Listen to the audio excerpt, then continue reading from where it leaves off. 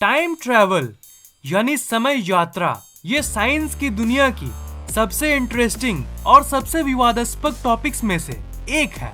Time travel के ऊपर तो आपने बहुत सारे वीडियोस को देखा होगा, पर इस वीडियो में आपको टाइम ट्रैवल के बारे में सब कुछ पता चलने वाला है। इस वीडियो को देखने के बाद श्योरली आपका टाइम ट्रैवल का कॉन्सेप्ट पूरी तरह से क्लियर हो जाएगा। So let's explore time travel. इसके पहले जो मैंने टाइम ट्रैवल के ऊपर वीडियो बनाया था उसमें मैंने बस इंट्रोडक्शन दिया था कि टाइम ट्रैवल होता क्या है। इस वीडियो में मैं आपको टाइम ट्रैवल के बारे में और भी बहुत सारे इंटरेस्टिंग इंफॉर्मेशन देना चाहता हूँ। ज्यादातर लोगों का ये मानना है कि टाइम ट्रैवल यानी समय यात्रा एक ट्रू कॉन्सेप्ट नहीं है, ये तो बस साइंस फिक्शन है। तो मैं आपको बता दूं कि साइंस की दुनिया में साइंस फिक्शन तो होता ही है, पर कुछ चीजें रियल एक्सपेरिमेंट्स पे बेस्ड होती है जिसे हम साइंटिफिकली प्रूव्ड कहते हैं, और कुछ चीजें रियल एक्सपेरिमेंट से नहीं बल्कि थियोरेटिकली प्रूव्ड होती है मैथमेटिक्स के जरिए, जिन्हें हम थियोरेटिकली प्रूव्ड कहते हैं। ये जो टाइम ट्रैवल है ना, ये एक्चुअली प्रैक्टिकली प्रूव्ड नहीं बल्कि थियोरेटिकली प्रूव्ड है मैथमेटिक्स के जरिए। आइंस्टाइन और बाकी कई साइंटिस्ट के थ्योरीज टाइम ट्रैवल को एक्चुअली अलाउ करती है, और यही वो वजह है जिसके चलते ये इतना विवादास्पद टॉपिक बन चुका है। आगे बढ़ने से पहले मैं आपको ये बताना चाहता हूँ कि जो मैंने अभी कहा ना कि ये प्रैक्टिकली प्रूव्ड नहीं, ये एक्चुअली सही भी है और नहीं भी, क्योंकि बहुत छोटे स्केल में टाइम ट्रैवल भी एक्चुअली प्रूव्ड है। एक एक्सपेरिमेंट में टाइम ट्रैवल किया गया था, पर बस कुछ ही नैनो सेकंड्स के लिए। ये कोई ज्यादा ड्यूरेशन तो नहीं है, पर इससे हमें कम से कम ये जरूर पता चलता है कि टाइम ट्रैवल पॉसिबल है। ये एक्सपेरिमेंट अक्टूबर 1971 में हुआ था और इसका नाम है Hafele Keating experiment. Astronomer Richard Keating ने 4 एटॉमिक क्लॉक्स को लेके उड़ान भरा और उन्होंने पूरी धरती का 2 चक्कर लगाया। जब वो चक्कर लगा के वापस यूनाइटेड स्टेट्स के नेवल ऑब्जर्वेटरी में आए तो उन्होंने दोनों क्लॉक्स के समय को मैच किया। अमेजिंग बात यह है कि उस ऑब्जर्वेटरी का क्लॉक उनके प्लेन में मौजूद क्लॉक से कुछ नैनो सेकंड आगे था। मतलब अगर हम एग्जाम्पल से समझें तो अगर दोनों क्लॉक का शुरुआत का समय 4:10 और 10 करोड़ 10 लाख नैनो सेकंड्स था, और अगर हम मान लें कि 4 घंटे के बाद वो वापस आए, तब दोनों घड़ी का समय 8:10 और 10 करोड़ और 10 लाख नैनो सेकंड्स होना चाहिए, राइट? पर उनके प्लेन के वॉच का समय ऑब्जर्वेटरी के घड़ी से 10 लाख नैनो सेकंड्स पीछे था। मतलब 8:10 और 10 करोड़ नैनो सेकंड्स बज रहा था। अब कुछ लोग कहेंगे कि अरे यार, ये तो बस कुछ नैनो सेकंड्स का फर्क है, तो इससे क्या फर्क पड़ता है, शायद वो घड़ी ही खराब होगी। पर मैं आपको बता दूं कि वो एक्सपेरिमेंट कोई जनरल क्लॉक या फिर कोई एडवांस्ड इलेक्ट्रॉनिक क्लॉक से नहीं हुई थी, वो एक एटॉमिक क्लॉक से की गई थी। इस दुनिया में एटॉमिक क्लॉक से ज्यादा सटीक और कुछ भी नहीं है। ये 1 सेकंड के करोड़वें हिस्से को भी रिकॉर्ड कर सकता है। पर इस एक्सपेरिमेंट से आखिर प्रूफ क्या हुआ? इस एक्सपेरिमेंट से साइंटिफिकली ये प्रूव हुआ कि धरती पे एक जगह पे रखी क्लॉक उस प्लेन के क्लॉक से ज्यादा तेज थी। इसका मतलब क्या है? क्या धरती पे रखी क्लॉक तेज हुई या फिर प्लेन वाली क्लॉक स्लो? एक्चुअली प्लेन वाली क्लॉक स्लो हो गई। और इन टर्न इसका मतलब क्या है? इसका मतलब ये है कि कोई भी चीज जितनी तेज चलेगी उसके समय की रफ्तार उतनी कम होगी। ये इतिहास का एकमात्र प्रूव्ड एक्सपेरिमेंट है जो समय यात्रा को प्रूव करता है। ये एक ऑफिशियल एक्सपेरिमेंट है, न कि कोई रहस्यमय mystery time machine and all that. धरती पे रखी हुई क्लॉक तो एक जगह थी और वो प्लेन की क्लॉक करीब 900 किलोमीटर पर आवर पे ट्रैवल कर रही थी। इसका मतलब ये है कि चलती हुई किसी भी चीज के लिए समय स्लो चलता है उसके मुकाबले जो चीज एक जगह पे रेस्ट की स्टेट में है।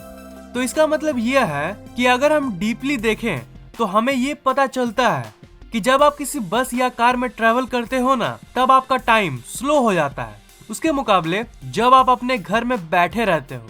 जी हाँ, ये सुनने में तो आपको थोड़ा अजीब लगेगा, पर ये सच है। मिली सेकंड्स के करोड़वें हिस्से का फर्क तो जरूर पड़ता है। तो अगर हम लोग फ्यूचर में टाइम ट्रैवल करना चाहते हैं तो इस मेथड का यूज किया जा सकता है। पर मिली सेकंड्स फ्यूचर में जाके हम लोग क्या करेंगे, इज़न्ट इट? तो मान लीजिए कि आपको 5 साल फ्यूचर में जाने का मन है, तो इसके लिए आपको बहुत बहुत तेजी से ट्रैवल करना होगा। और बिल्कुल एग्जैक्टली यही बात महान साइंटिस्ट स्टीफन हॉकिंग ने बताया था। ज्यादातर टाइम ट्रेवल के सोर्सेस में आपको ये पता चल जाएगा कि हाँ, अगर आप लाइट की स्पीड से ट्रेवल करोगे तो आप टाइम ट्रेवल कर लोगे, पर कोई ये नहीं बताता कि आखिर कैसे। इसके पीछे की पूरी लॉजिक मैंने आपको बता दिया है, और इसलिए ये कहा जाता है कि आप लाइट की स्पीड पे ट्रेवल करोगे तो आप टाइम ट्रेवल कर लोगे। होता ये है ना कि जब आप लाइट की स्पीड पे ट्रेवल करोगे तो आपके लिए समय बहुत स्लो हो जाएगा उसके कंपैरिजन में जो धरती पे है। अगर आप किसी स्पेसशिप में लाइट की स्पीड के करीब या फिर लाइट की स्पीड पे ही ट्रेवल करोगे तो आप टाइम ट्रेवल कर लोगे। उतनी स्पीड वाली किसी स्पेसशिप में अगर आप 3 साल ट्रेवल करके वापस धरती पे आओगे तो आपको ये पता चलेगा कि धरती पे 900 साल बीत गए हैं, क्योंकि आपके लिए तो टाइम स्लो हो जाती है पर बाकी दुनिया के लिए नहीं। इसलिए आपके लिए वो कम समय होगा पर दुनिया के लिए नॉर्मल समय। अब बहुत लोग कहेंगे कि अरे यार, ऐसे ही बता दिया कि अगर 3 साल ट्रेवल करोगे तो 900 साल पार हो जाएंगे, इसका कोई परफेक्ट रेशियो होगा ना? तो जी हाँ, इसका रेशियो है और आप इसे विकिपीडिया की ऑफिशियल पेज पे पढ़ सकते हो। तो जैसा कि मैंने कहा, स्पेसशिप के अंदर की टाइम स्लो हो जाएगी धरती के कंपैरिजन में, और इसलिए धरती पे टाइम बहुत जल्दी जल्दी पार होगा, पर आपके लिए नहीं। आप तो आराम से अपने स्पेसशिप में ट्रेवल कर रहे होंगे और जब आप वापस आओगे तो बहुत साल बीत चुके होंगे। तो इसी तरह आप भविष्य में ट्रैवल कर सकते हो।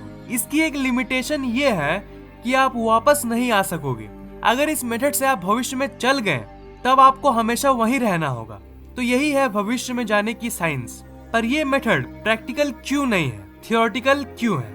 ये इसलिए क्योंकि ये तो ऑब्वियस बात है कि लाइट की स्पीड में चलने वाली ट्रेन बनाना बिल्कुल भी प्रैक्टिकल नहीं है। क्योंकि अगर हम लोगों ने ऐसी मशीन बना भी ली तो इसे कोई ऐसी पावर की सोर्स नहीं दे सकेंगे जिसे ये ऑपरेट कर सके।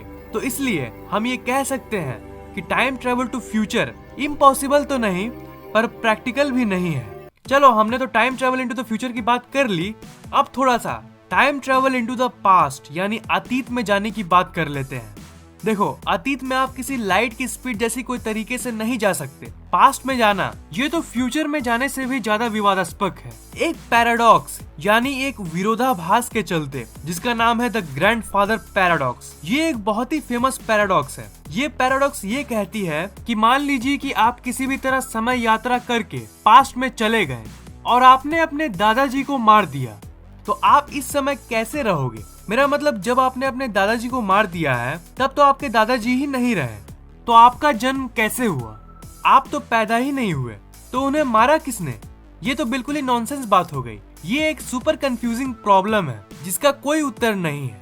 इसलिए बहुत सारे लोगों का ये मानना है कि अतीत में जाना इम्पॉसिबल है, पर स्टीफन हॉकिंग का ये कहना है कि ये संभव है और वो तरीका है वर्म होल। इसके बारे में सबसे पहले एल्बर्ट आइंस्टाइन ने बताया था, इसलिए वर्म होल का दूसरा नाम आइंस्टाइन रोजन ब्रिज है।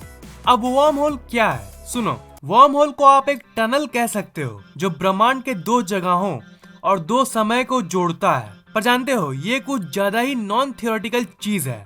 मतलब साइंटिस्ट ने ये दावा तो जरूर किया है कि वर्म होल एग्जिस्ट करती है, पर आज तक किसी ने एक भी वर्म होल को देखा नहीं है। तो हाँ, आप ये कह सकते हो कि इसकी होने की चांसेस बहुत कम है और ये एक मिस्ट्री है, और हर अनएक्सप्लेनेबल चीजों जैसी इसकी जस्ट थ्योरीज ही एग्जिस्ट करती है। ये बस मैथमेटिकली प्रूव्ड है, प्रैक्टिकली नहीं।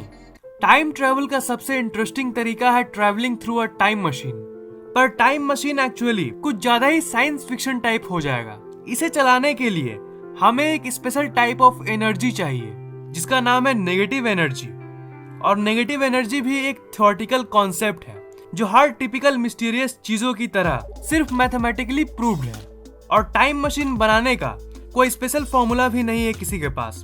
पर मैं ये होप करता हूँ कि फ्यूचर में शायद हम टाइम मशीन बना सके।